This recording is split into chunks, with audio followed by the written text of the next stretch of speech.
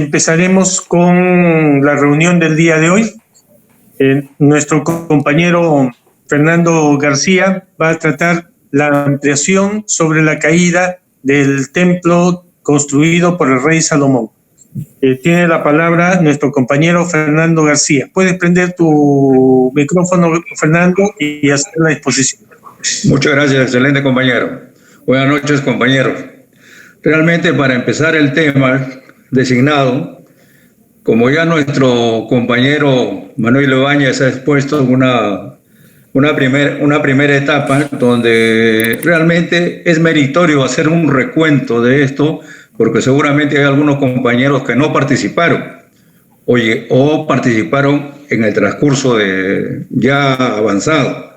Entonces, para yo empezar, quiero empezar con casi un tema fijo de lo que es la preparatoria para construir el templo de Jerusalén. ¿Se me escucha excelente?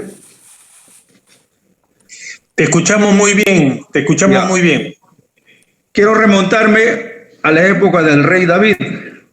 Cuando David estaba gobernando Israel, se reunió con todas sus autoridades y los jefes de las tribus, comandantes que servían al rey, los jefes de 1,100 soldados, administradores y de las propiedades del ganado del rey y sus hijos como funcionarios militares y gente más importante. David de pie les dijo: escuchen, todos ustedes, hermanos y pueblo mío, tengo la intención y el deseo de construir una casa para el cofre del pacto del Señor. Luego se hizo los preparativos para la construcción, pero tuvo una anunciación de Dios y le dijo: tú no puedes construir una casa para alabarme, mi nombre, porque has participado en muchas guerras y has matado a mucha gente y otras cosas más. Dios le manifestó su deseo que dentro de tu familia debo escoger a tu hijo Salomón, es quien va a construir mi templo que será como mi hijo y yo seré como su padre. Enseguida David entregó a su hijo Salomón los planos de la construcción del templo, expuesto por ya nuestro compañero Manuel Ibáñez. Debo destacar que David le manifestó a Salomón: hijo, ten valor, actúa con firmeza y a manos a la obra. No tengas miedo, porque el Señor Dios, mi Dios, siempre estará a tu lado y nunca abandonará. Salomón y la construcción del primer templo, a grandes rasgos. Como consecuencia de haber sido elegido por Dios para construir el templo de Jerusalén como santuario principal del pueblo de Israel, lo más destacable y presentado es el templo de Jerusalén, que contenía a su interior la arca de la alianza, el candelabro de los 7 brazos y demás utensilios para llegar al caso del culto hebraico en tiempos más antiguos. Se construyó en el templo para sustituir el tabernáculo, único centro de culto para el pueblo judío. Además destacó en la construcción de un terraplén que unía al templo. Asimismo, dicha construcción participó activamente el arquitecto Irán, fue el artífice de esta edificación. Luego de terminado la construcción del templo, dirigió una oración a Yahvé. Le recuerdo la promesa hecha a su padre: David, no te faltará varón delante de mí, que te sienta en el trono de Israel.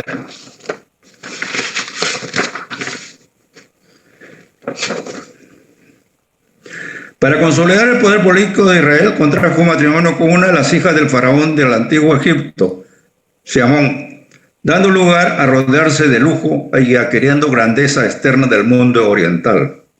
Sin embargo, en la segunda mitad de su reinado, cayera en la idolatría total, inducido por sus numerosos esposos extranjeras, 700 mujeres reinas y 300 concubinas, las que motivaron que se desviara el corazón y, atrapado por la ansia de la riqueza, cayó en el materialismo. Provocando reproches de parte de los profetas, condicionada que Salomón al pecado por priorizar su riqueza Fue causa de su muerte el reinado de Israel, el mismo causa que los dividió.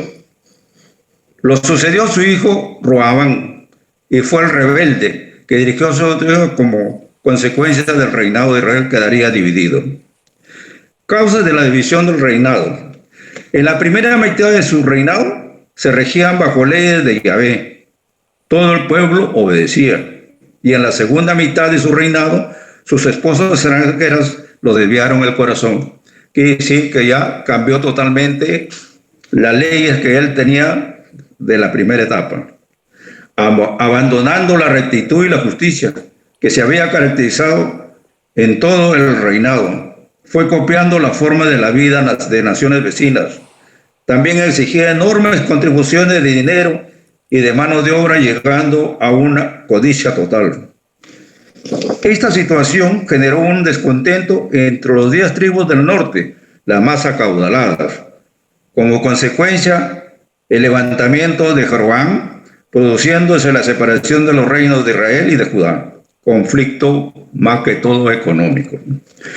Como consecuencia de lo descrito anteriormente, el faraón Sisac, el año 927 a.C., y durante el tercer milenio de los babilonios, saquearon a Israel y fundamentalmente el templo de Jerusalén. Durante el tercer asedio de Nabucodonosor.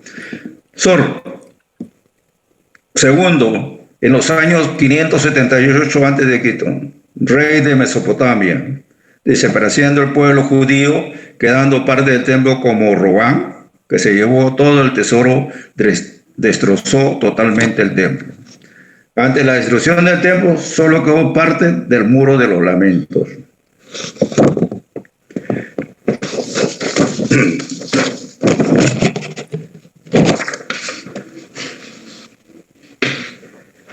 Destrucción del primer templo. Bueno, ya lo leí anteriormente. Y ahora, pero esta fue la situación que se presentó, por qué realmente el primer templo fue destruido, ¿no? Y se aprovechó, después de mucho tiempo, destruido el templo y la vuelta del cautiverio del liderado Sosarabel, lo primero que hizo lo necesario para reorganizar el desolado reino de Judá. Llegó a Israel con un grupo de 42.360 personas judías, incluidas niños, junto a sus sirvientes y 200 músicos, todos llenos de impulso religioso. Una de las preocupaciones más saltantes fue restaurar la antigua casa de la adoración, restituyendo el templo y restruyendo sus rituales. Sosarabel construyó con 1,000 dáricas de oro y otros regalos, y el resto aportó su tesoro también. Lo primero que se levantó fue el altar de Dios, que pusieron los cimientos del templo. Los samaritanos hicieron además una propuesta de colaboración para los trabajos, como las condiciones no satisfacieron a Sosarabel y el Consejo de Ancianos declinaron la propuesta frustrada en la construcción del templo. Posteriormente, Ciro el Grande permitió y ordenó la construcción del templo. A la muerte, sucedido por su hijo Cambises, luego por Esmetis, quien ocupó el trono por cerca de 7 a 8 meses. Luego ascendió Darío I hasta la finalización del 20 años de su retorno de Mesopotamia, logrando construir el templo, dejando listo para su consagración. En el segundo templo estaba el Arca de la Alianza. En su contenido correspondía a las tablas de la ley, como medida la medida de maná. El segundo templo se diferencia en el primero porque presentaba árboles en su patio y poesía, además un área reservada para los gentiles. La destrucción del segundo templo, la población judía se rebeló contra el Imperio Romano, dando lugar a 4 años después, en el año más o menos 70, de las legiones romanas, bajo las órdenes de Tito, reconquistando luego y destruyeron el segundo templo. Esto fue reconstruido totalmente pero no completo, porque hubo varios factores negativos que no permitieron a la reconstrucción total del templo, quedando el muro de los lamentos solamente, y al cual en estos momentos permanece como un lugar sagrado para los judíos. No sé si ha llegado a mi consideración todo esto. He tratado de resumir en estos días y disculparme si haya fallado en algo.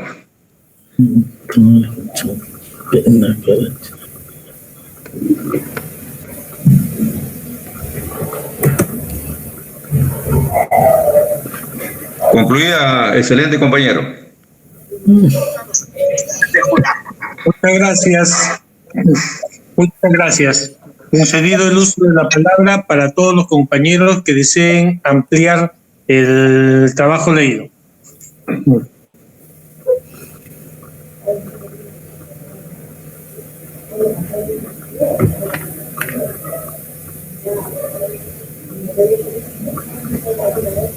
Quien desea hacer uso de la palabra, simplemente prende su micrófono y puede hablar. Con vuestra venia, muy excelente, gran Sí, adelante. Gracias. Compañeros, efectivamente, como ha señalado el compañero que me ha antecedido, efectivamente, ¿no? Dios pues castiga a Salomón básicamente porque edificó santuarios y sobre todo en nombre de los dioses de las mujeres que vivían con él, ¿no? Hay un pasaje que permítame darle lectura, es muy breve, voy a empezar. Está en Primera de Reyes, o tiene relación con Primera de Reyes 11, del 11 al 13. Voy a señalar: puesto que así ha ocurrido contigo y no has respetado mi alianza y los preceptos que te había ordenado, te arrebataré sin remedio el reino de sobre ti y se lo entregaré a un servidor tuyo, pero no lo haré durante tus días por consideración a David, tu padre, sino que lo arrancaré de mano de tu hijo. No le arrebataré todo el reino, sino que le entregaré una tribu a tu hijo en atención a David, mi siervo, y a Jerusalén, la que yo elegí. Como ha señalado, compañeros, el hermano, el final de todo el reinado, no solamente es con Salomón, ¿no? Sino ya viene con su hijo. Eso es lo que quería aportar, compañeros. Gracias. Muy bien. Muy excelente, compañero. ¿Me permite? Pedro Pablo Díaz Lavado, muy bien. Disculpen nomás que recién me conecto hace unos minutos, pero he escuchado la última parte de la exposición. Pero el hermano que me antecedió en la palabra indicó, tal vez no se podría aclarar bien el punto, o alguien me lo podría aclarar, que me decía que el templo fue dedicaron a muchos dioses, y esta parte no alcancé a leer, por eso quería que la aclaren. Sí, que lo he expuesto así. No, perdón, Pedro Pablo, hermano, compañero, ¿qué tal? Lo que estaba aportando era de que Dios sanciona, ¿no? Muestra su molestia porque Salomón comienza a dedicar santuarios en lugares altos de Jerusalén, pero a los dioses de las mujeres. Es por eso que esta parte, y también lo mencionó el compañero que ha leído el trazado, tiene relación con lo que he relatado Primera de Reyes. Eso es básicamente lo que quería aportar. A ver, veamos. El volumen de la ley bueno, dice Dios de las mujeres, que me dice, yo no escuché lamentablemente la exposición, pero en el volumen de la ley al Altísimo se le denomina de 72 formas, ¿no? De 72 formas con sus derivados. Por decir Ja, uno dice Yahvé, Ja. Ja es, por ejemplo, un diminutivo, un abreviado de la palabra, del nombre del Creador, ¿no? Teniendo en cuenta de que son de 72 formas, como se les denomina. No, entonces de repente también se puede prestar a confusión de que digan, pues los dioses de los dioses de las mujeres, ¿no? No sé, esa parte si no la sé, quisiera que me lo expliquen o me la aclaren, ese punto que me acaba de decir.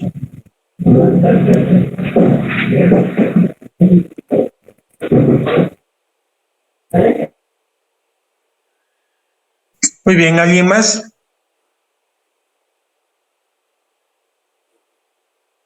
¿Me permitís, ¿Alguien me escucha? Sí, adelante. hermano? Sí, yo tuve oportunidad de ver un poco el video que habló Pedro Ricardo la semana pasada, cuál es de un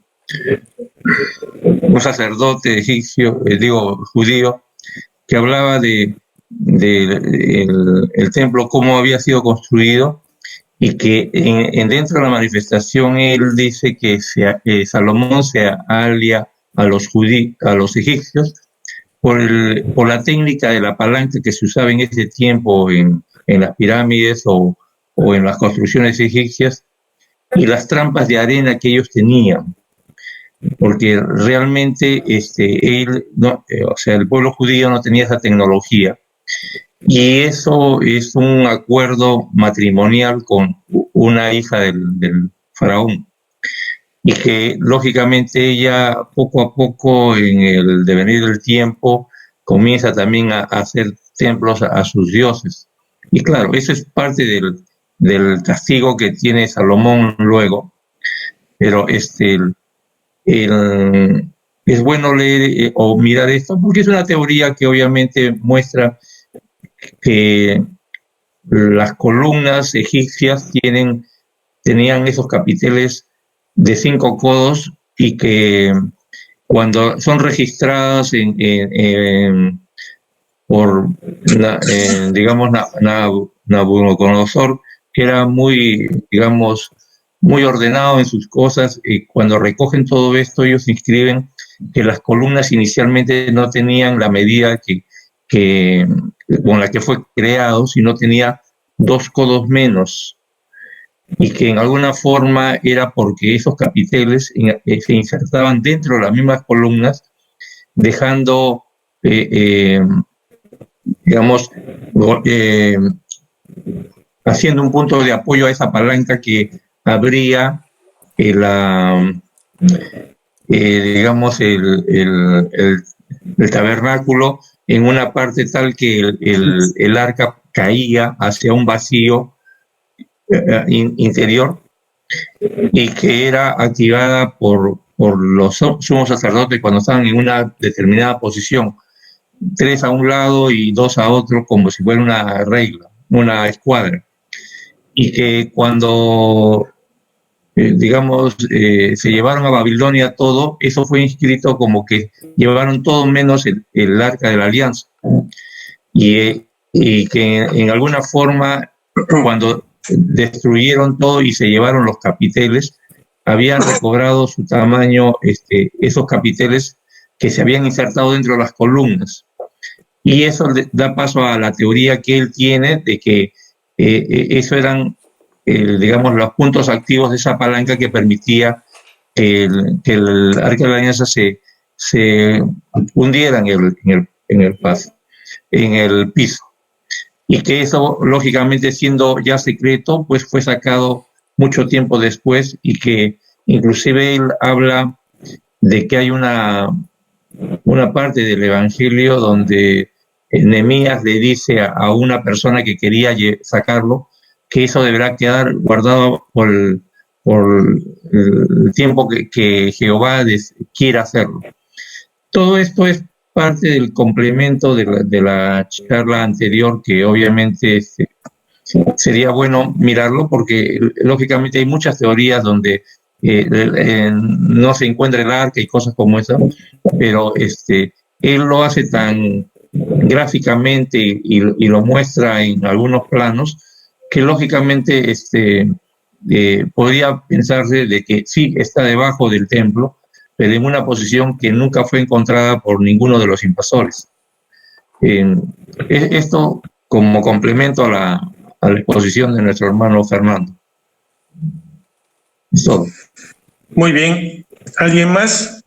¿Me permiten? Sí, adelante. ¿Me permite, César? Sí, claro, por supuesto. Hay una lectura que quisiera hacer referente a lo que es la caída del primer templo, ¿no? Que tuvo un duro sitio, encontré una literatura de ello.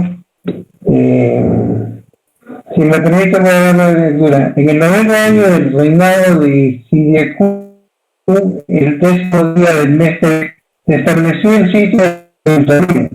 De las alturas de las murallas podía observarse el numeroso ejército verdaderamente incontable. También para decir un canal de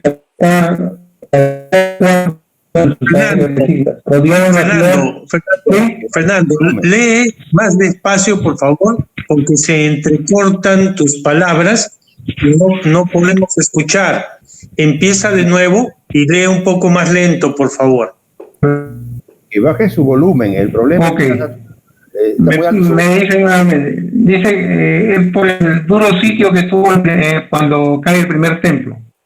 En el 9º año del reinado de Siriacú, el 10º día del mes de Tebet, se estableció el sitio a Jerusalén.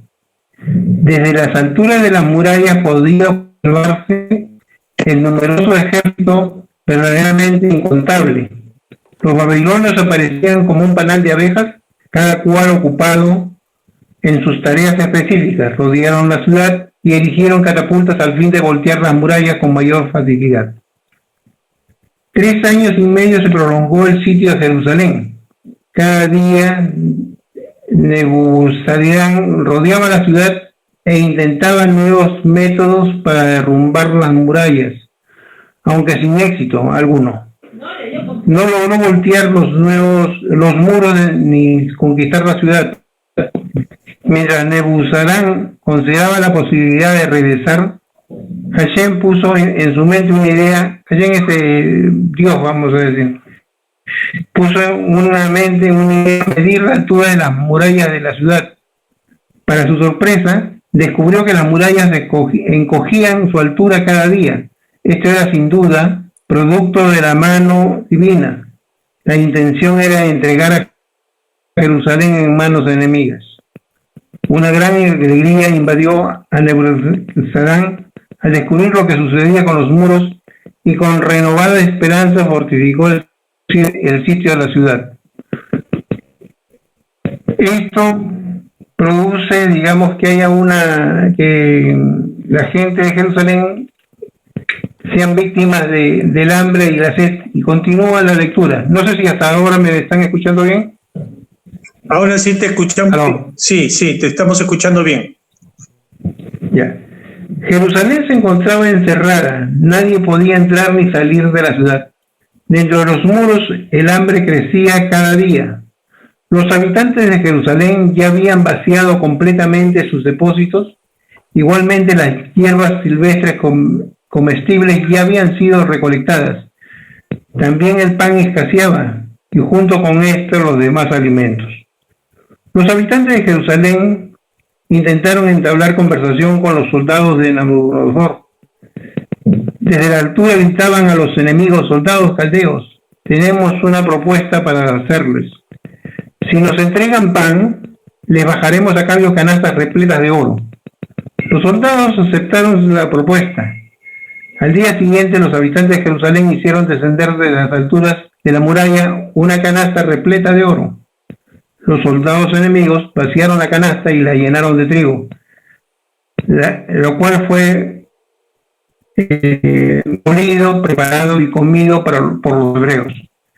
Transcurridos algunos días, los habitantes de Jerusalén volvieron a descender una canasta repleta de oro, y nuevamente los hombres de Nabucodonosor la vaciaron y la colmaron con cebada.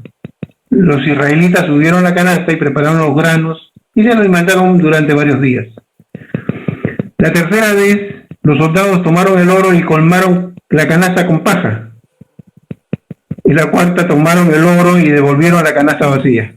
Notando los israelitas que los babilonios los engañaban y solo pretendían la plata y el oro, interrumpieron este sistema de intercambio. Mas el hambre azotaba terriblemente a la ciudad. También el agua escaseaba. El sufrimiento de los habitantes de Jerusalén comenzó a tornarse insoportable.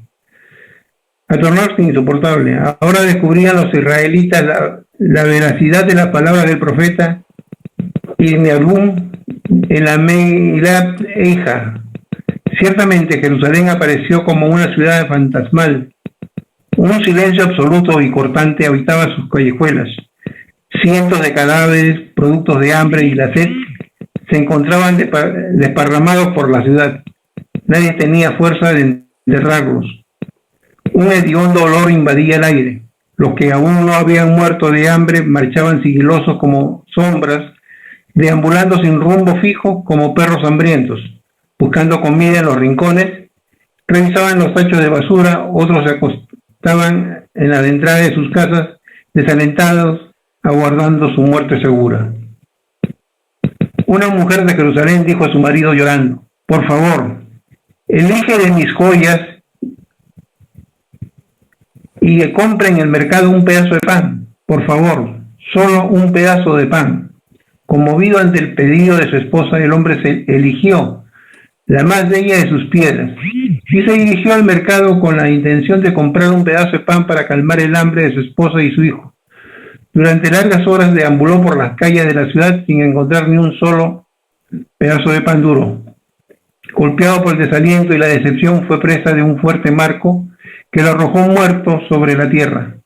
Con suma impaciencia, la mujer aguardaba la llegada de su esposo. Al notar su demora, dijo a su hijo: sé valiente, mi hijo, y busca a tu padre. El hijo hambriento emprendió la búsqueda. Al encontrar a su padre muerto, se arrojó sobre su cuerpo inerte y mientras lo abrazaba fuertemente perdió su vida. El sufrimiento provocado por el hambre y la sed era compartido por los habitantes de Jerusalén.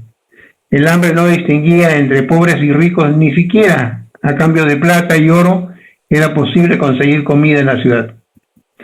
Uno de los hombres más ricos del lugar, poseedor de una gran fortuna, llamó a su sirviente y le dijo: toma todo mi plata, mi oro y mis piedras preciosas y consígueme un poco de agua para calmar mi terrible sed. El sirviente tomó plata, oro y piedras preciosas del tesoro y marchó con la intención de comprar agua. Al ver que su esclavo demoraba, el millonario subió al techo de su espléndida mansión para observar qué sucedía con su enviado. De pronto vio que retornaba con la vasija vacía en su mano. Él contó amargamente a su sirviente: rompe esa vasija, ¿qué utilidad tiene esa vacía? El sirviente cumplió el pedido de su amo y rompió la vasija en cientos de pedazos.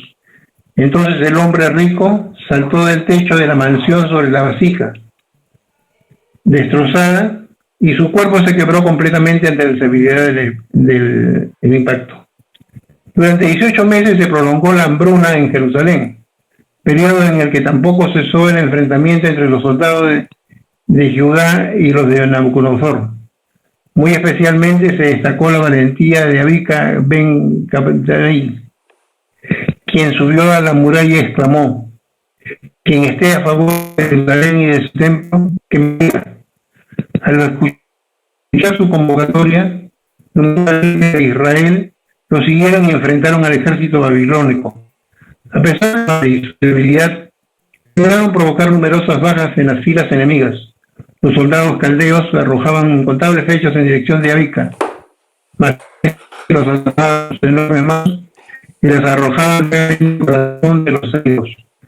De este modo, cayeron muchos de los soldados que sitiaban la ciudad, mas el hambre y la sed determinaron el destino de los habitantes de Jerusalén. La oposición de los israelitas se debilitó, las murallas de la ciudad fueron volteadas y esto logró ingresar a Jerusalén el poderoso. Esta es una selección del libro de Jerusalén, el libro de oro, Jerusalén de oro, en las cuales dan una continuación que dice la lección que el pueblo aprendió, ¿no? Habla que hay que llamar los ángeles del 1 del cuarto, antiguo lo tomaba del versículo, así dijo Dios de los ejércitos, el ayuno del mes cuarto, el 17 de Tammuz, y así hay una serie y dice, ¿cuál es la razón de este ayuno? Nos explican nuestros eruditos en el Talmud, tratado de Ta'anit. 5 desgracias acaecieron en este desdichado día, en distintas épocas, al pueblo de Israel. La primera, Moisés, nuestro las tablas de la ley al pie del monte cuando advirtió que Israel adoraba el becerro de oro. Segunda, se suspendió el sacrificio diario que se ofrendaba sobre el altar en la época del primer templo, por falta de ganado. Tercera, fue sitiada la ciudad de Jerusalén en la era del segundo templo. Cuarta, Apóstol, emperador de Roma, quemó la Torá. Quinta, fue colocado un ídolo en el arca sagrada. La cita mencionada requiere un detenido análisis. Centrémonos en la primera de las desgracias ocurridas en ese infausto día. Moshe recibió las tablas de la ley directamente de las manos de Dios para que se le entregara al pueblo de Israel. Cuando bajó del cielo, se encontró con que el pueblo en su mayoría conversó con diversos egipcios que se unieron a Israel en la salida de Egipto. Estaban danzando alrededor del becerro de oro ante esa vergonzosa acción. Moisés tiró las tablas de sus manos y las rompió. Cabe preguntar si es aceptable la determinación de Moisés de no entregarle la Torá a los hijos de Israel, puesto que habían renegado de la fe en la unidad de Dios, y por consiguiente quedaban descalificados para consagrarse como el pueblo privilegiado. Es incomprensible su actitud consiguiente de romper las tablas, pues de hecho no eran suyas. En su caso debía devolverlas a Dios para que Él decidiera qué hacer con ellas. ¿Cómo se atrevió a romperlas? Y aún más, estando Moisés en el cielo, sabía ya que Israel había hecho el becerro de oro. Claramente se lo dijo Dios. Entonces el Señor habló a Moisés diciendo, baja enseguida porque se ha corrompido tu pueblo que sacaste de la tierra de Egipto. Se ha apartado rápidamente del camino que lo prescribí, hizo un becerro de fundición, se ha postrado ante él y le ha ofrecido sacrificios y ha dicho esto, son tus dioses, oh Israel, que te ha hecho subir de la tierra de Egipto. En Shemot 37, 7, 8.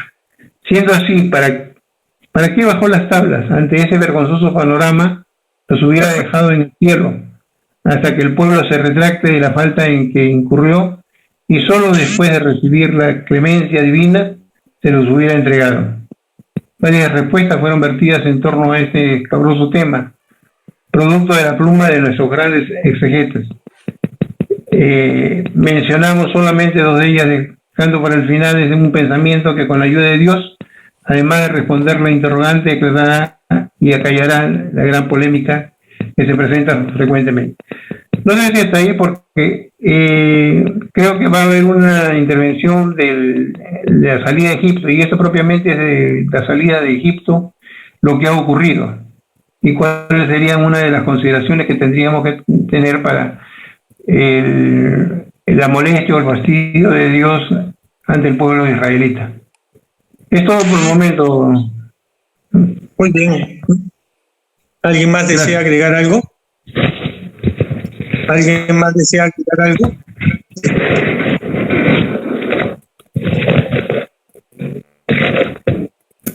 ¿No? Bueno, ubiquémonos un poco en el momento en el cual el reino de Judá es sometido por el reino caldeo. Recuerden que en toda esa zona creció un reino que fue avanzando y sometiendo a todos los pueblos. Ese reino fue el reino caldeo. Nabucodonosor pasó a dominar en toda la zona y dejaba libres a los reinos para que continuaran con sus reyes y sus pueblos. siempre y cuando le pagaran tributo a Caldea y siempre y cuando estén sometidos a todas las disposiciones de los reyes caldeos. Necesitaban un ejército, ese ejército tenía que ser brindado y puesto a disposición al solo pedido de los caldeos. Es por esos motivos que para poder controlar esos reinos, Nabucodonosor II nombró un rey que en ese momento tenía solamente 21 años. Tenía como nombre Matanías, si mal no recuerdo. Y le cambió el nombre, le puso Sedecías o Sedequías, que significa Yahvé y justicia, o la justicia de Yahvé. Y teniendo 21 años, pasó a gobernar a todo el pueblo de Judá. Sintiéndose ya poderoso, Sedecías empezó a desoír la voz del profeta. ¿Quién era el profeta? El profeta era Jeremías. La versión que encontramos de la caída del templo se encuentra en el libro de las Lamentaciones de Jeremías. Y Jeremías empezó a llamarle la atención a Sedecías porque se había desviado, porque aceptaba a gente que no era de su misma, que no eran judíos. Empezó a aceptar ritos que no eran judíos y por lo tanto lo llamó al orden. Sedecías se rebeló, llamó a otros profetas para que ellos hicieran la interpretación conforme él quería.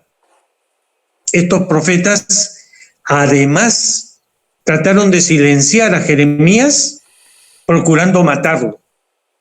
Jeremías sobrevivió y todo el complot quedó descubierto.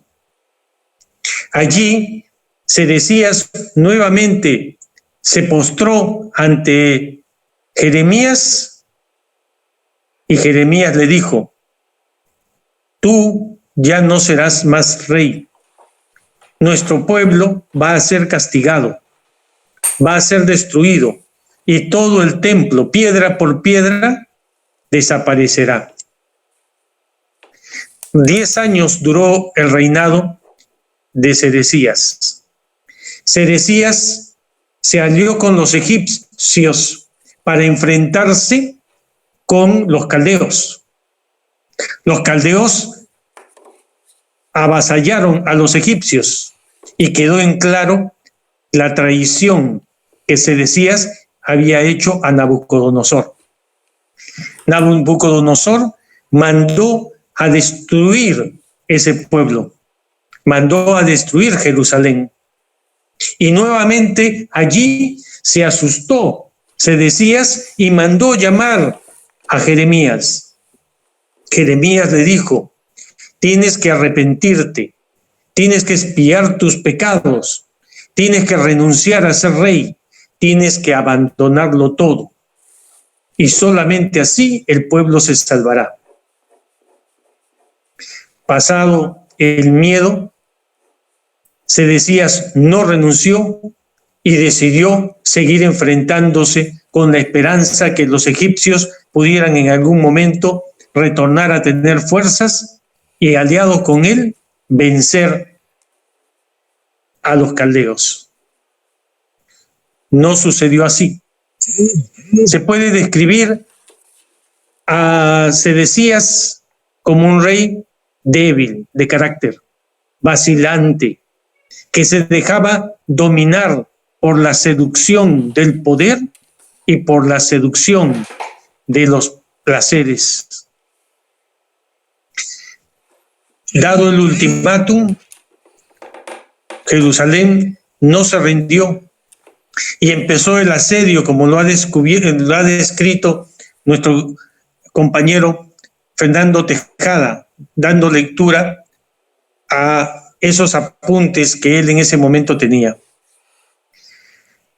Pasado el sitio, agobiados por el hambre, tuvieron que enfrentarse a los caldeos y los caldeos finalmente franquearon las puertas y entraron.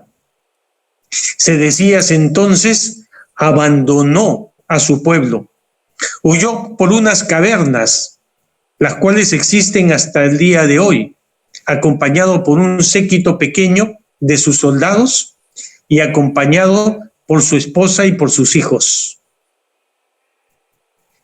No pudo escapar porque finalmente fue capturado por los hombres de Nabucodonosor. Fue llevado con vida ante Nabucodonosor II, él, su esposa y sus hijos. Ante él fueron degollados sus hijos y degollada su esposa.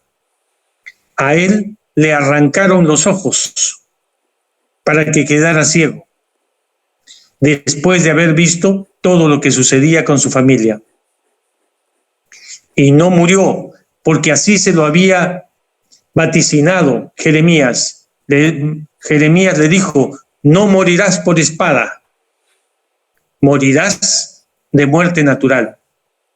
Y murió de muerte natural, sin poder, sin gloria y con la maldición de Dios. Producto de esto, el templo fue destruido, piedra por piedra. Según algunos, el arca real, el arca de la alianza, no fue encontrada. Y no fue encontrada porque se llevaron todas las cosas debidamente inventariadas, y así debidamente inventariadas regresaron cuando se construyó el segundo templo. Y en ellas no había ninguna de las cosas que correspondían al arca. Entonces se presume que el arca fue escondida.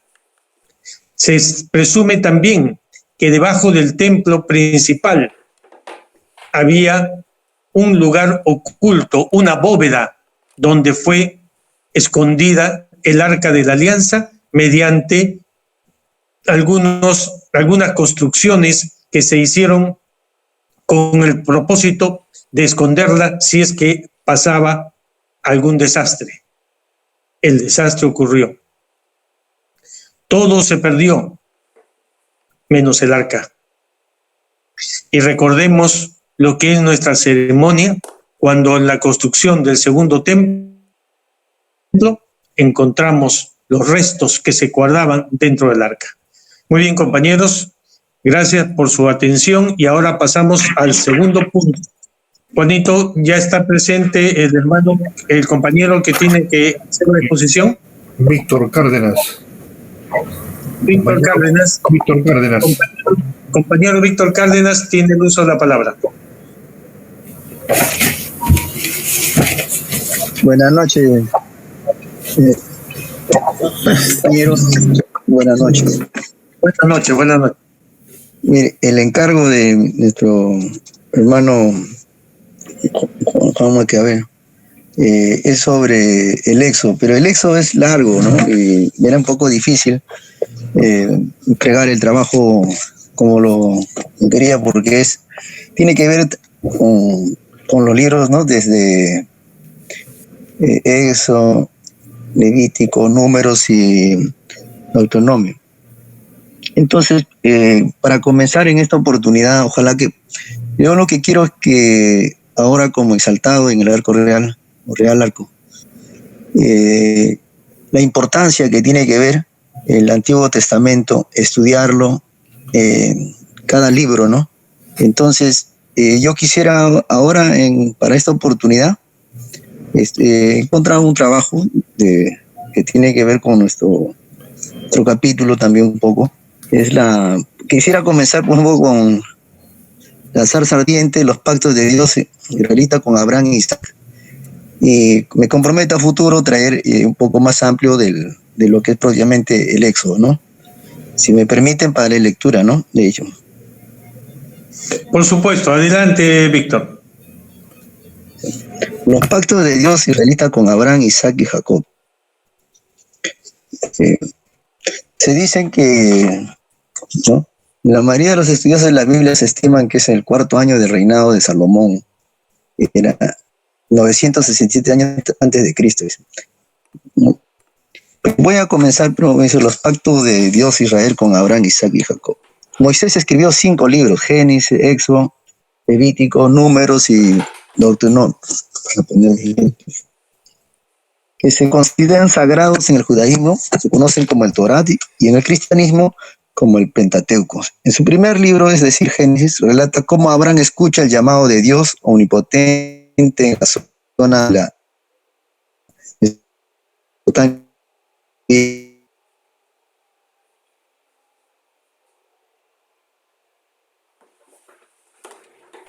No se te está escuchando, Víctor. No se te está escuchando.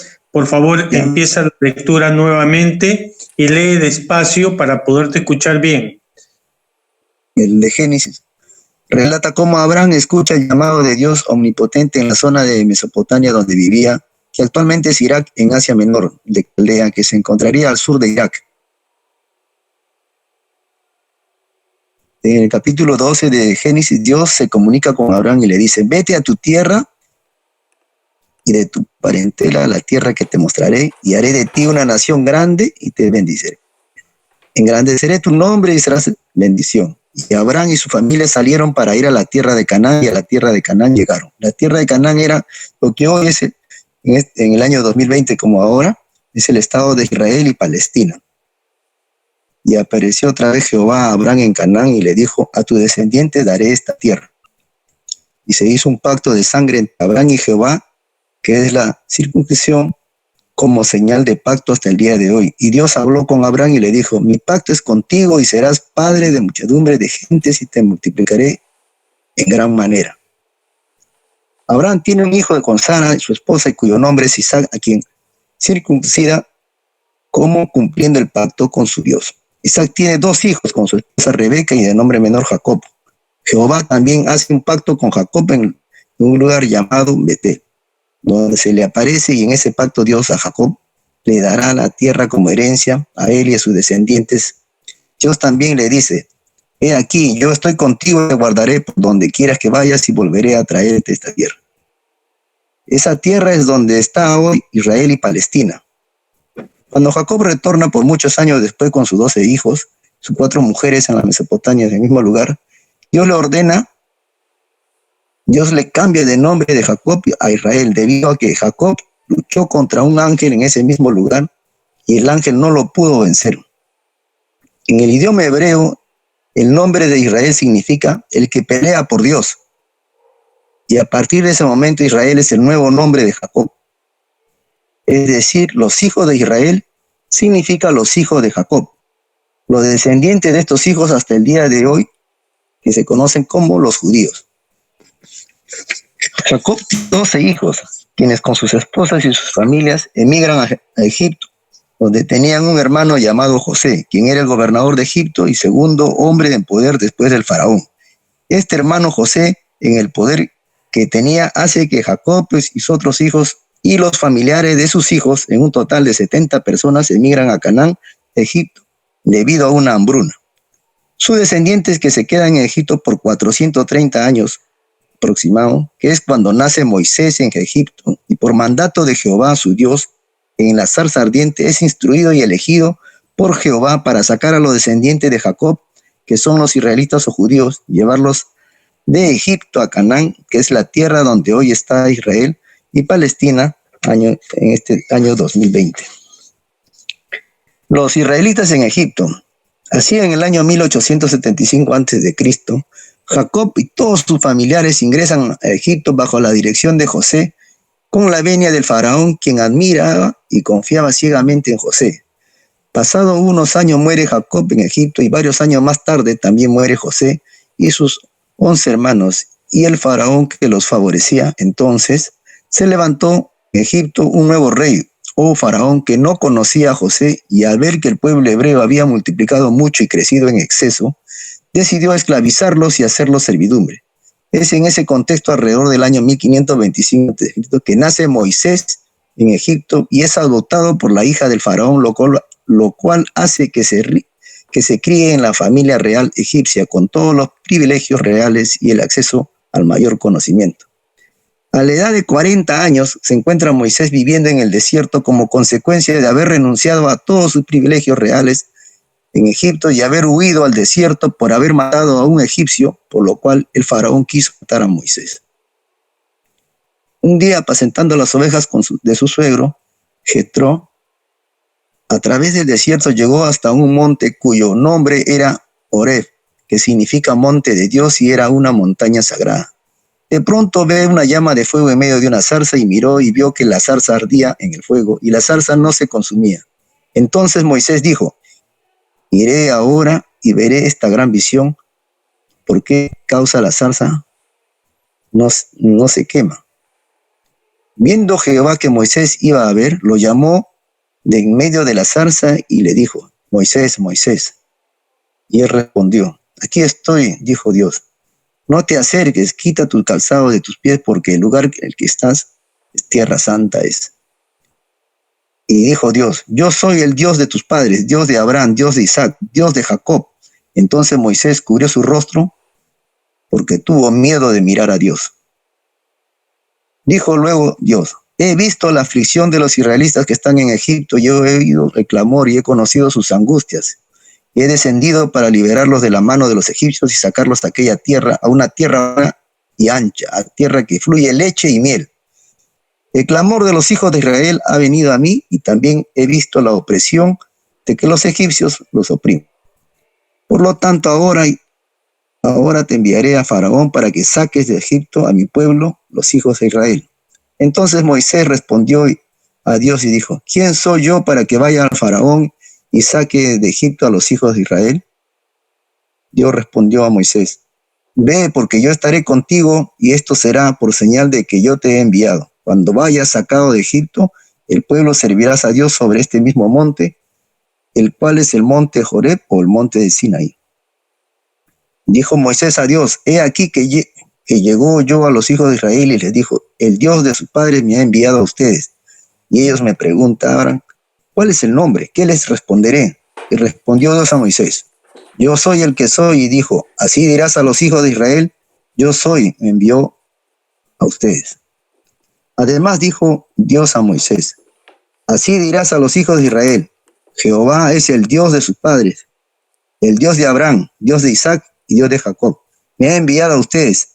Este es mi nombre para siempre, y él me recordarán por todos los siglos. Jehová, el Dios de los hebreos, dijo Moisés: ahora ve y yo estaré con tu boca y te enseñaré todo lo que vayas a hablar. Y tomarás de tu mano esta vara con la cual harás las señales. Esta es la revelación que Moisés tiene en la zarza ardiente en el monte de Horeb, o monte de Sinaí. Estos hechos están narrados y citados en el capítulo 3 y 4 del libro de Éxodo, el cual es el segundo libro escrito por Moisés en la Torá, Hebra y en el Pentateuco. En esta revelación vemos que Moisés es elegido por Dios Jehová, es decir, Dios de los hebreos, para una misión exclusiva de sacar al pueblo de israelita de la servidumbre y esclavitud de los egipcios. Después de esta revelación, Moisés retorna a Egipto y es recibido por su hermano Aarón, quien lo reconecta con el pueblo hebreo que había en Egipto.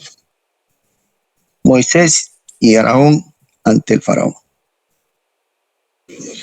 Moisés tiene una primera visita al faraón para exigirle que deje al pueblo hebreo de Egipto para servir a su Dios Jehová, a lo cual replica el faraón que él conoce a los dioses egipcios, pero no conoce a Jehová, Dios de los hebreos, y por lo tanto no dejará salir al pueblo hebreo de Egipto, y más bien multiplicará sus labores haciéndolo más pesado. Después de primera experiencia, Moisés se queja a Jehová diciendo: ¿por qué afliges a este pueblo para que me enviaste? ¿Por qué desde que vine a Faraón en tu nombre ha afligido mucho al pueblo hebreo y tú nos has librado de tu pueblo? Ante esta queja, Jehová responde a Moisés y le dice: yo soy Jehová, y aparecí a Abraham, a Isaac y a Jacob como Dios omnipotente, pero en mi nombre Jehová solo me revelé a ti. Y también establecí mi pacto con ellos al darle la tierra de Canaán, la tierra que fluye leche y miel. Yo soy Jehová. Yo los sacaré de Egipto, los libraré de su servidumbre, haciendo maravillas con mi poder. Yo los tomaré por mi pueblo y seré Dios, y tus futuras generaciones que sabrán que soy Jehová, su Dios, que los sacó de la servidumbre de Egipto, y los meteré en la tierra de Canaán, por la cual juré que les daría a Abraham, y a Isaac y a Jacob, y yo les daré esta tierra por heredad. Jehová en mi nombre para siempre, con él me recordarán todos los siglos y las generaciones. En Éxodo capítulo 3 al 15. Después de los diálogos entre Dios y Moisés, Aarón retoman a la presencia del faraón con el mismo tema y comienza una lucha tremenda, aguerrida entre el faraón, Moisés y entre el Dios de Israel, Jehová, contra los dioses egipcios que eran varios y numerosos. Para mostrar públicamente su poder divino por encima del poder humano, tanto a los israelitas como a los egipcios, el Dios israelita Jehová realiza maravillas sobrehumanas, monitoreando la naturaleza a través de la vara sagrada de Moisés y Aarón, expresándose de hechos sobrenaturales en la tierra de Egipto. Manda plagas con elementos de la naturaleza, como ser la plaga de la langosta, la plaga de las ranas, la plaga de la sangre, cuando el río Nilo se convierte en sangre, la plaga de las moscas, la plaga de los piojos y otras plagas más. En la mayoría de estas plagas, el faraón contrarresta la batalla con sus sacerdotes y los hechiceros de los dioses egipcios, que en varios casos también puede hacer lo mismo, razón por la cual el faraón no permitía la salida del pueblo de Israel. En la 10ª plaga, la muerte de los hijos primogénitos, muere también el hijo primogénito del faraón, quien tenía 150 hijos, pero muere el primero, el primogénito. Después de su pérdida personal, el faraón permite dejar a salir a los israelitas de Egipto cuando están por el Mar Rojo. Jehová, Dios de Israel, hace nuevamente un milagro a través de Moisés y de su vara sagrada, abriendo el Mar Rojo en dos partes para que de esta manera pasara el pueblo de israelita y muriera el ejército egipcio que los perseguía. Después del paso del Mar Rojo, los israelitas llegaron al monte Sinaí, que era el monte sagrado de Dios, Jehová, que es el mismo monte donde Dios presentó en la zarza ardiente a Moisés. En el monte Sinaí, Jehová entrega a Moisés 2 tablas de piedra sagrada, grabadas con 10 mandamientos escritos en hebreo, que viene a ser la ley moral de Dios. Jehová, Dios de Israel, entrega a través del profeta Moisés al pueblo de israelita. Dichas tablas constituyen un pacto entre Dios y el pueblo israelita. En el tiempo que Dios habla a Moisés en el monte de Sinaí, que dura 40 días, además de las 2 tablas de la ley o 10 mandamientos, Jehová da a Moisés otras 613 leyes para legislar a los israelitas y construir una sociedad organizada y estructurada y legislada. También Jehová da instrucciones a Moisés en el monte de Sinaí de cómo quería que sea su templo para la adoración y expiación, explicándole que querían 2 cámaras. Una cámara debía ser un lugar santísimo, donde estarían permanentemente 2 tablas de piedra con los 10 mandamientos depositados en un receptorio de madera de acacia revestida de oro, que se llamaría el Arca de la Alianza, simbolizando el pacto de la alianza que Dios Jehová había hecho con los israelitas a través de su profeta Moisés. La segunda cámara era el lugar santo, donde estarían objetos seleccionados por Jehová Dios, como un altar para el incienso, el candelabro de 7 copas y una mesa para 12 panes sin levadura, que simboliza las 12 tribus de Israel. Este templo se llamó el tabernáculo de Moisés, el cual era un templo itinerante, es decir, amable y desarmable, completamente movible, para que los sacerdotes israelitas lo podrían desarmar en su travesía por el desierto y armarlo de nuevo en cada lugar que acamparan por su periplo desde Egipto hasta Canaán, que duró 40 años. Jehová demuestra en visión tangible a Moisés durante esos 40 días de encuentro entre ambos en el monte de Sinaí un modelo de cómo debía ser el templo, que se llamó el tabernáculo de Moisés, y le da medidas exactas y las instrucciones precisas para su construcción. También en este encuentro de 40 días, Jehová muestra a Moisés en el monte de Sinaí un modelo de vestiduras sagradas a sus sacerdotes, indicándole con precisión todo el diseño del vestuario, las medidas y los colores, y las 12 piedras preciosas talladas que deberían llevar cada sacerdote, y el simbolismo significando estas ropas sagradas para ministrar el templo de Jehová, que era el tabernáculo de Moisés. También dice Jehová a su profeta Moisés, quienes debían ser y sacerdotes, escogiendo al hermano de Moisés y a Aarón y a sus hijos, quienes junto a Moisés era la tribu de Leví. Por muchos siglos el judaísmo ha mantenido una tradición que sus sacerdotes y rabinos sean de la tribu de Leví. El libro de Éxodo, escrito por Moisés, presenta 40 capítulos explicando todos estos temas y termina en el levantamiento del tabernáculo de Moisés, en el monte de Sinaí, tal como Jehová, Dios y los israelitas habían instruido al profeta Moisés. En conclusiones, Moisés es elegido el Dios israelita Jehová alrededor del año 1450 a.C., es decir, hace aproximadamente 3.460 años, para hablar por Dios y representarlo haciendo milagros y maravillas y hechos sobrenaturales, cumpliendo un rol de profeta y sumo sacerdote, versus los dioses de los egipcios y los dioses de otros pueblos de la zona que hoy sería Egipto, Jordania, Siria, Israel y Líbano. Moisés cumple la misión encargada a él por Jehová de liberar al pueblo israelita de los egipcios y llevarlos hasta la tierra de Canaán, que hoy es la nación de Israel y Palestina, llegando Moisés hasta el monte Nebo, el cual se encuentra en Jordania. Muchos de los conflictos actuales entre Palestina e Israel y los otros países árabes musulmanes tienen su origen en el concepto de la heredad que les dio Moisés sobre esta tierra. Estamos en mes de abril 2020, y es precisamente en este mes de abril que los israelitas salen de Egipto hace 3.460 años, y desde entonces se celebra la fiesta de la Pascua en el mes de abril de cada año, hasta el día de hoy, simbolizando la salida de Egipto. En el mundo occidental, desde hace muchos años, siglos, se ha interpretado que Jehová, Dios de Israel, no solamente es el Dios de los israelitas o judíos, sino también es el Dios universal de todos los hombres, mostrando 3 atributos. Es omnipotente, es omnisciente y es omnipresente. También es único, un solo, invisible, inmaterial y sin ninguna forma humana. En el mundo occidental se ha interpretado esta revelación en la zarza ardiente a Moisés en una revelación de Dios al hombre y no solo al pueblo israelita, tomando a Moisés como el humano que representa la raza humana y es elegido por el Dios universal, Jehová, para comunicarse con el hombre o con el humano y revelarse y darle sus leyes morales como los 10 mandamientos. Se considera que el padre del judaísmo es Abraham por el diálogo que tiene con Dios en la Mesopotamia. Es indudable que la contribución de Moisés a la humanidad con la entrega de los 10 mandamientos y la sabiduría que hay en ellos ha sido una gran luz para quitar a los humanos de las diferentes sociedades y continentes, ilustrando continuamente lo que es el bien y lo que es el mal. Esta bibliografía tiene de Génesis, Éxodo, Deuteronomio, la Masonería y la Biblia, coautores de Gastón Mejía, Ricardo Borges, libros masónicos y Antiguo Testamento. Entonces, esto es un texto que he sacado de la Comunidad de Estudio y Publicaciones Masónicas de Alianza Fraternal.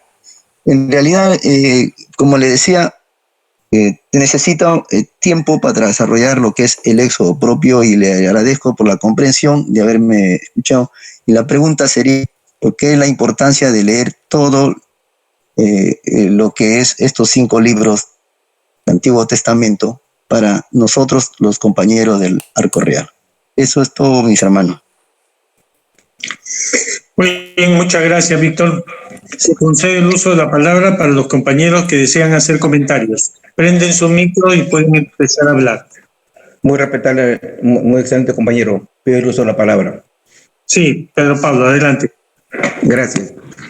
Lógicamente que el estudio del volumen de la ley es muy difícil, es complicado muchas veces porque está muy velado por símbolos y alegorías, ¿no?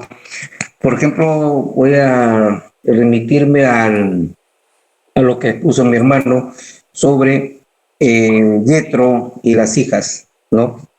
Sus hijas que Yetro llegó a la fuente, llegaron las hijas con las ovejas y después llegaron gente del desierto con cabras, ¿no es cierto? Entonces, ahí hay una simbología muy clara con respecto a lo que es las ovejas significa pues la pasividad, la mansedumbre, la disponibilidad, la amabilidad, la cortesía, ¿no? que debe ser eso, la conducta del ser humano, ¿no? Y la cabra, pues, significa, pues, la gente, pues, que es la conducta inadecuada, ¿no? Saltante, ¿no? Pues la cabra es diferente, pues, a la oveja, pero a la vez, acá hay un detalle que hay que ver también. Dice 7 hijas de Yetro, ¿no? O Jetro, ¿no es cierto? 7 hijas. Jetro era un sacerdote de Madián.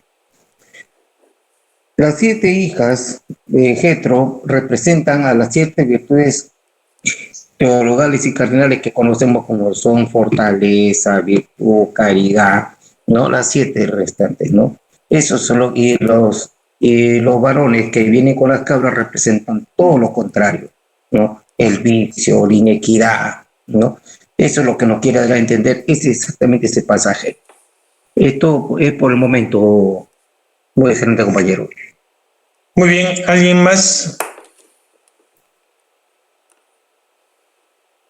Si me permite, excelente compañero. Por supuesto, adelante. Sí. Como era la charla era el inicio del éxodo o la salida de Egipto, y yo puse énfasis en lo que correspondía justamente a esa salida. El pueblo egipcio celebra esa salida con un nombre, Pesaj, como una festividad donde Dios recién crea al pueblo de Israel libre después de su estadía en Egipto. En Egipto llegó como invitado, como digamos huésped por 210 años, pero en los últimos 86 años los convirtieron en esclavos y cada vez era mucho más exigente, porque no solo hacían trabajos para el Estado egipcio, sino que como pertenecían a alguna familia, en las noches tenían que trabajar para las familias. Es decir, era muy extenuante el trabajo que hacían. Y entonces ellos claman por su liberación. Y al parecer, no tengo consignado el nombre, pero hay un profeta menor que reclama a Jehová el hecho de liberar a su pueblo. Y esto es lo que Jehová le dice a Moisés, que ha escuchado a su pueblo cuando reclamaba esto, y que lógicamente haría ya la última, ¿cómo se llama?, plaga, cuál es el hecho de matar a los primogénitos, para que en alguna forma el faraón ceda. Esto es justamente esta noche, esa noche de protección para el pueblo judío, pero de muerte para, los egipcios. Empieza la festividad del Pesaj, que hoy día ellos celebran con vino, con pan, sin levadura, y algunas hierbas amargas que hacen que, sean alusivas a este tipo de festividad. Y allí inicia, el pueblo su peregrinaje, pero ya como pueblo defendido por su creador, llámese Jehová. Eso es parte de lo que podemos complementar. Gracias.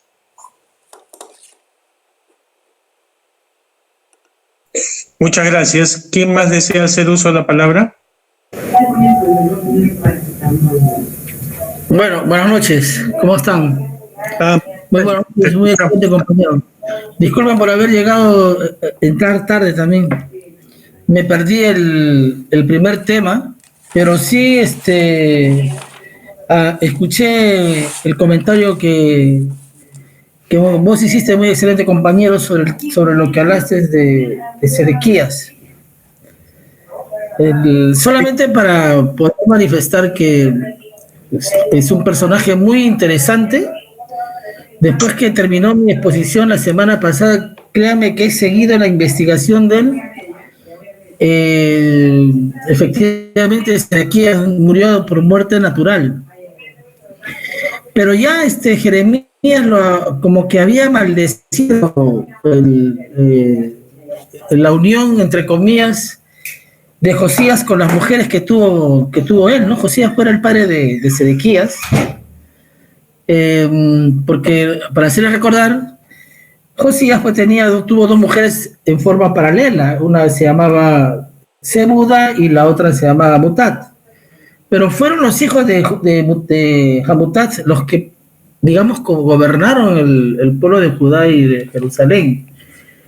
Y Jeremías, muy a su estilo, porque conocedor de muchas, él era un tipo tan inteligente, él era un profeta, que tanto los egipcios como los babilónicos lo escuchaban a él.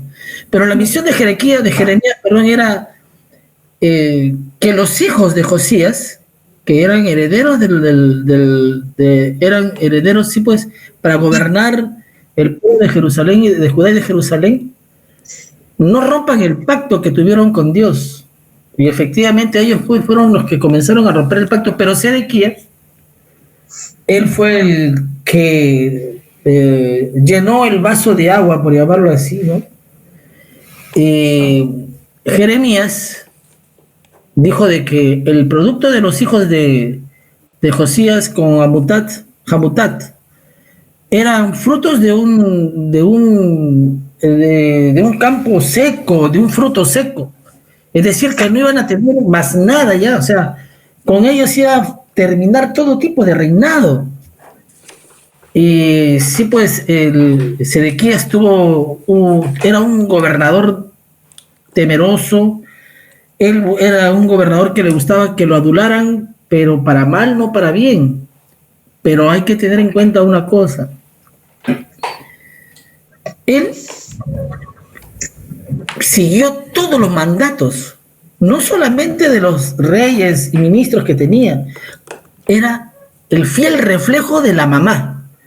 Yo me preguntaba por qué cuál era por qué la madre tenía tanto poder sobre los hijos.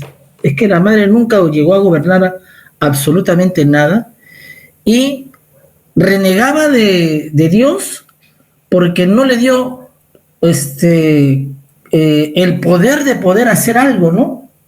Pero sí tuvo el poder de inculcar a los hijos todo tipo de maldades.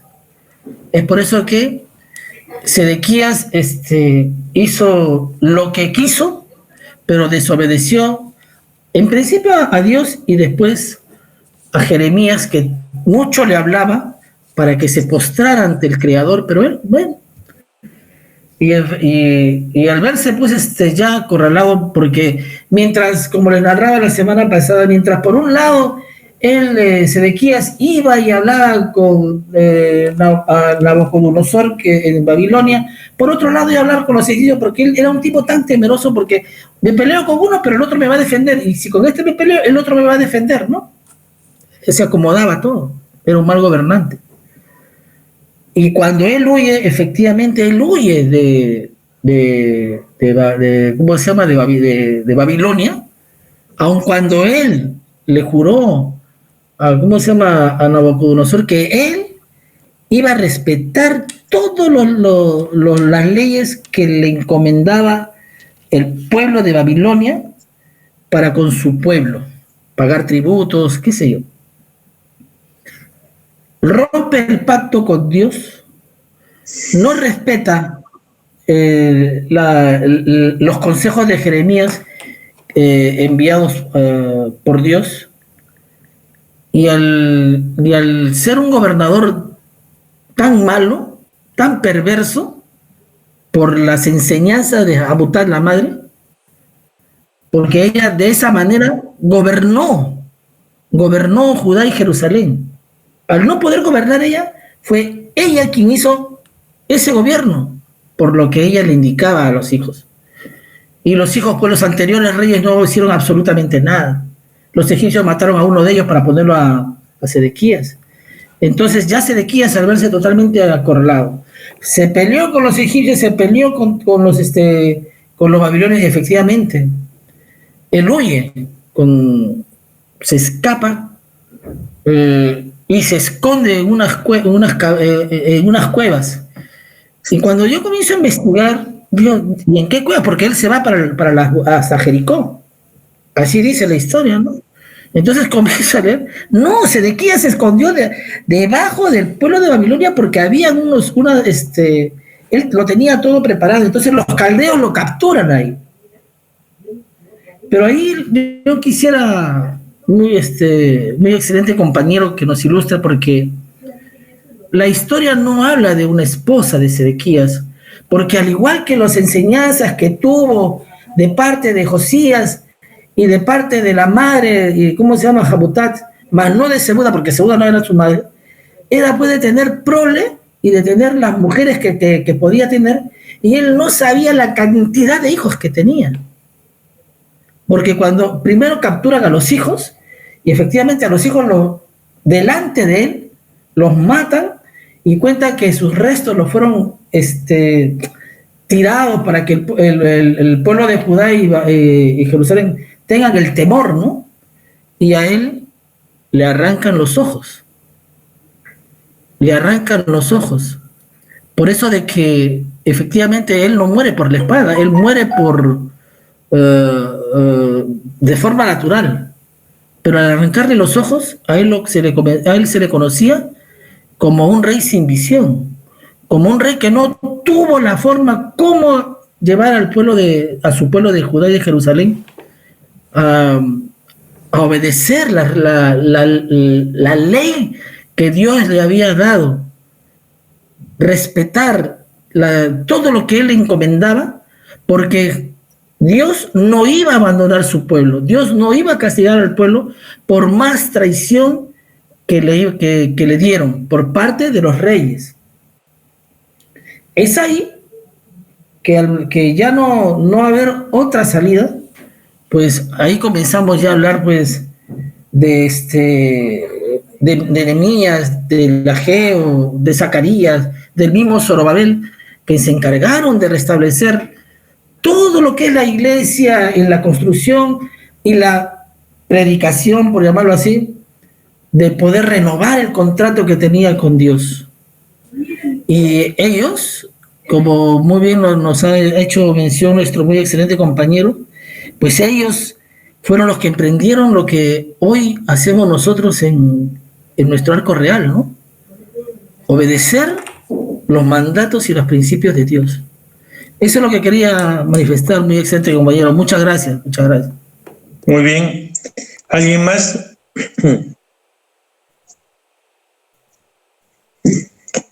Sí, no habiendo alguien más, recordaré que...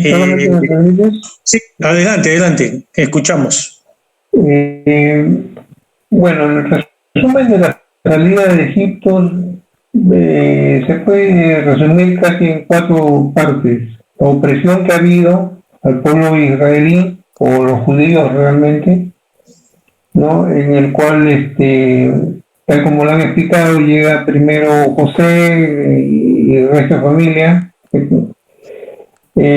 Posteriormente, ante el cambio de Faraón y el peligro que estos sienten ante el pueblo judío, y ellos son mucho mayores que nosotros, por lo tanto, antes que se junten a otros enemigos, preferible tenerlos bajo sombra. Y es por eso que lo hacen esclavos, casi los 210 años que dicen. Lo tratan duramente, ¿no? La presión con la cual comienzan ellos a sentir y a luchar. Viene la revolución que es contra el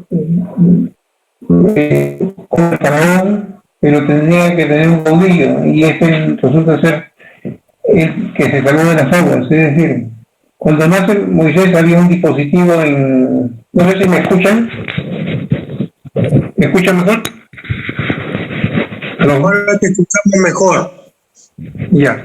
No, había un dispositivo cuando nace Moisés de que todo hijo judío, para evitar de que estos se multiplicaran mucho más, los niños que nacían sean muertos, solamente las niñas vivían. Y es por eso que se salva Moisés en las aguas del Nilo, ¿no? Y bueno, ya sabemos un poco de historia, cómo que se salva.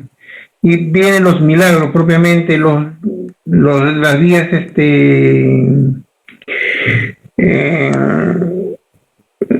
las plagas que tuvo que hacer para que pueda derrumbar, digamos, al faraón en su fortaleza y le permita, digamos, salir al pueblo. Y por último sería la salida del pueblo, que ya es propiamente el éxodo completo, en el sentido de que por lo menos son 600.000 familias judías que comenzaron su éxodo a la salida de Egipto hacia la tierra prometida, a las cuales, bueno, en el camino se le va a dar las leyes que quiere Jehová para con él. Eso en cuatro cosas que resumiría, digamos, el camino de Egipto hacia la tierra prometida. No sé si hay algo más. Muy bien. No. ¿Alguien más desea hacer algún comentario? Compañero. Sí, Víctor. Sí, agradezco a los hermanos porque sinceramente, después de haber sido exaltado en el Arco Real, uno por necesidad y por conocer tenemos que estudiar necesariamente el Antiguo Testamento, ¿no? O los 5 libros, pero lee pues todo, ¿no? O sea, la historia es bien larga y cada cosa tiene, cada capítulo tiene diferente, va llevando para poder entender inclusive el Éxodo, tenemos que leer hasta los números y todo, ¿no? O sea, todos los libros, los 5 libros, para poder comprenderlo. Por ejemplo, hay algo que para estudiar, ¿no? Moisés sale, pero él no llega a la tierra prometida, ¿no? Moisés, como todos los que salieron no llegan, sino llegan sus hijos, después de 40 años, ¿no? No llegan. Entonces ahí también es, hay una promesa que iba a llegar, y ¿por qué el castigo a todos los que se rebelan y maldicen a Dios, ¿no? Es un tema también para ver.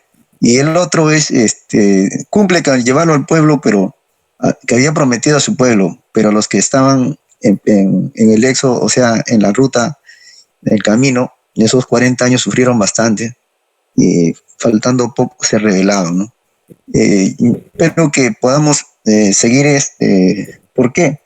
Porque si comenzamos a investigar, mirando, ¿no? El Real Arco, su simbolismo, así como que también creo que en el Supremo Consejo también hay un grado que tiene que ver con Éxodo, ¿no? Entonces, para detallar de dónde viene el simbolismo y de dónde vienen nuestras palabras, de dónde viene Yahvé, de dónde viene Jehová, ¿no?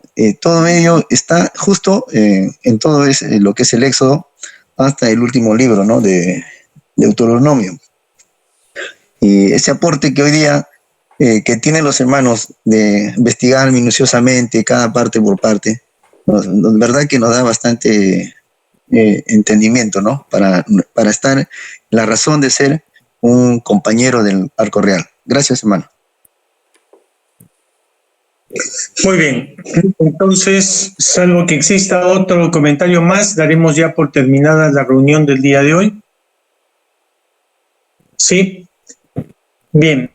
En el libro de Jeremías, en Lamentaciones, Jeremías da cuenta que después de haber sucedido la caída del templo del rey Salomón, él, lejos de alegrarse porque se hubiera cumplido la profecía de Dios, lloró.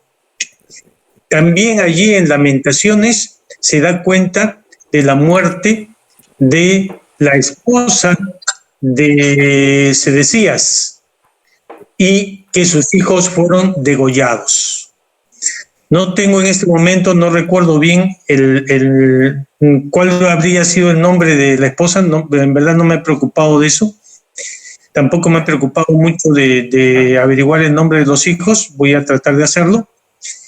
Y Sedecías era conocido también como Sedequías. Y el significado es exactamente como les dije hace un momento. Yahvé es justicia o justicia de Yahvé.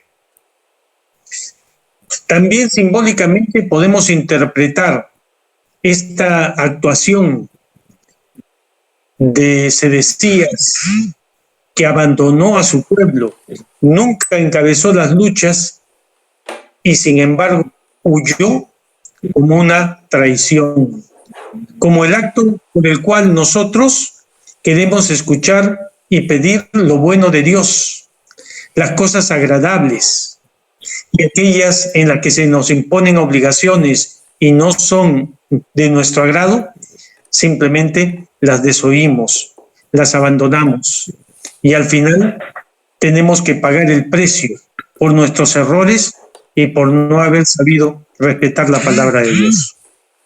Muy bien, muy buenas noches, compañeros. Y el próximo miércoles, perdón, me falta un tema.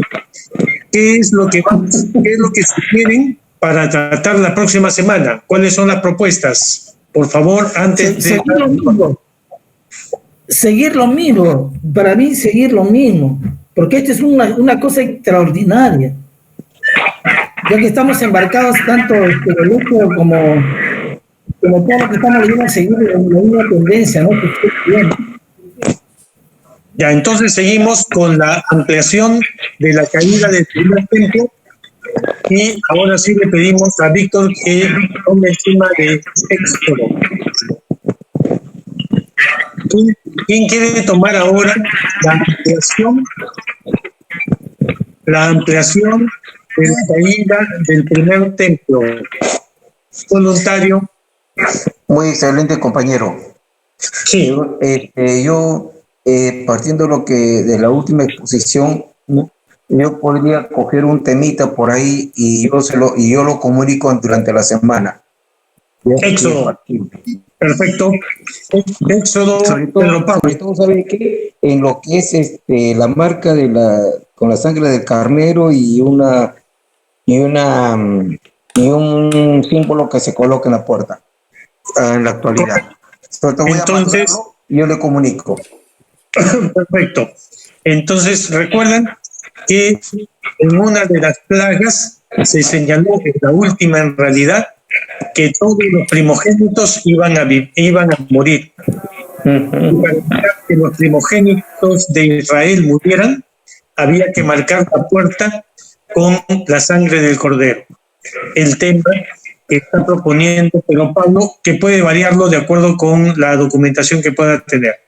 ¿Quién va a continuar con la ampliación de la caída del primer templo? Un voluntario.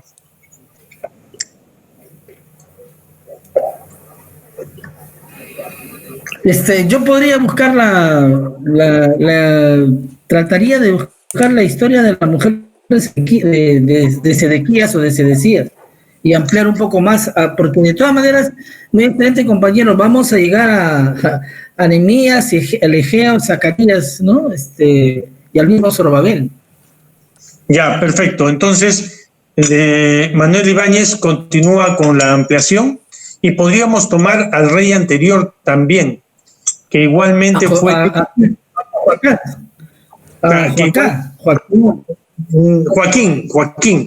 Joaquín. Pero no es el rey anterior, que también fue débil. También llegó a pactar con los egipcios para evitar la captura y la sumisión por parte de los caldeos. Y allí es donde los caldeos deponen a Joaquín y Nabucodonosor pone a Sedecías o Sedequías. Pero bueno, entonces, Manuelito, adelante. Estamos en una buena onda y podemos avanzar. Perdón, Joaquín, Pero les quiero decir algo, mi excelente compañero.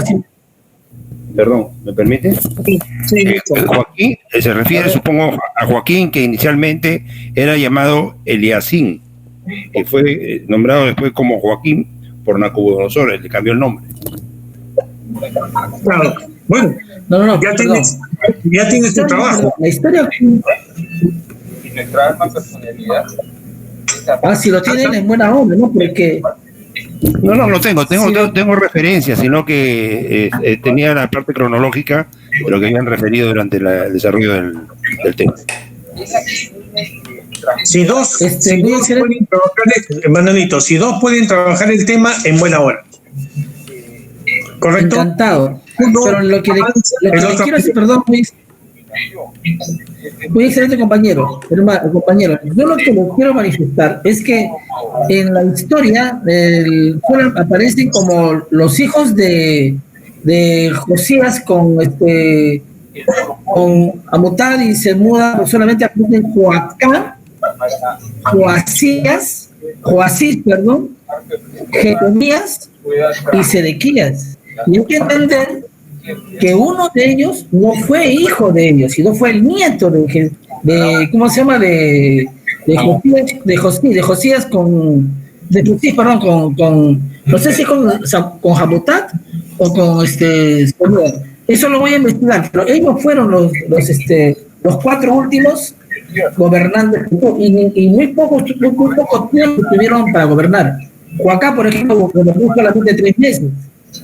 Puedo estudiarlo más, porque créanme que esto es interesantísimo. A mí me apasiona, en serio que sí. Me dice ya me superé porque apasiona. De los 4 reyes que mencionan es Joaquín y Joaquín.